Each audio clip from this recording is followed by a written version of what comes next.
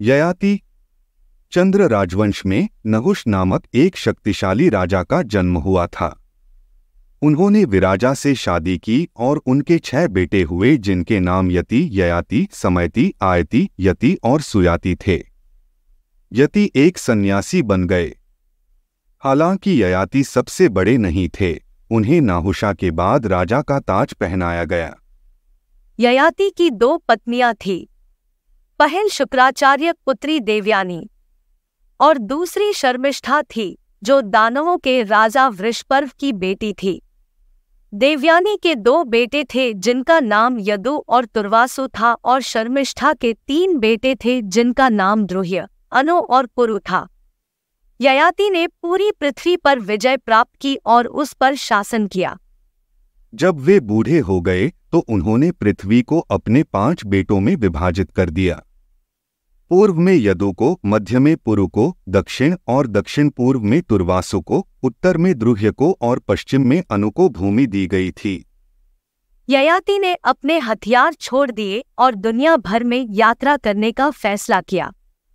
उन्होंने यदु को अपने पास बुलाया और कहा, मैं दुनिया का पता लगाना चाहता हूँ और मेरा बुढ़ापा एक बाधा है। कृपया मेरे बुढ़ापे को स्वीकार करे और बदले में अपनी जवानी दे। यदु ने मना कर दिया। उन्होंने कहा, मैं नहीं जाऊंगा। जब कोई बूढ़ा हो जाता है तो वह अच्छा नहीं खा सकता और न ही वह संसार की सुख सुविधाओं का आनंद ले सकता है। बुढ़ापा सुखद नहीं है। इसके बजाय मेरे किसी एक भाई से पूछें। यदु के इनकार ने ययाति को क्रोधित कर दिया। उन्होंने यदु को शाप दिया कि वह या उनके वंशज कभी राजा नहीं बनेंगे। इसके बाद ययाति ने द्रुह्य, तुर्वासु और अनु से अनुरोध किया, लेकिन उन्होंने भी इनकार कर दिया और उनके पिता ने भी उन्हें इसी तरह शाप दिया। लेकिन पुरु ने अपने पिता के अनुरोध को स्वीकार कर लिया और बुढ़ापे को खुशी खुशी स्वीकार कर लिया। उन्हें उनके पिता का आशीर्वाद प्राप्त था। कई साल बीत जाने के बाद ययाति दुनिया से थक गया और उसने पुरु की जवानी उसे वापस कर दी। उन्होंने अपने बुढ़ापे को वापस स्वीकार कर लिया और ध्यान करने के लिए जंगल में चले गए। पुरु के वंश में राजा भरत हुए, जिसके बाद इस भूमि को भारतवर्ष के नाम से जाना जाने लगा। इस वंश में राजा कुरु भी थे, जिनके बाद सभी वंशजों को कौरवों के नाम से जाना जाने लगा। कुरुक्षेत्र नामक पवित्र स्थान का नाम राजा कुरु के नाम से पड़ा है। तुर्वासु से पांड्य, केरल, कोला और चोल के राजाओं के वंशज थे।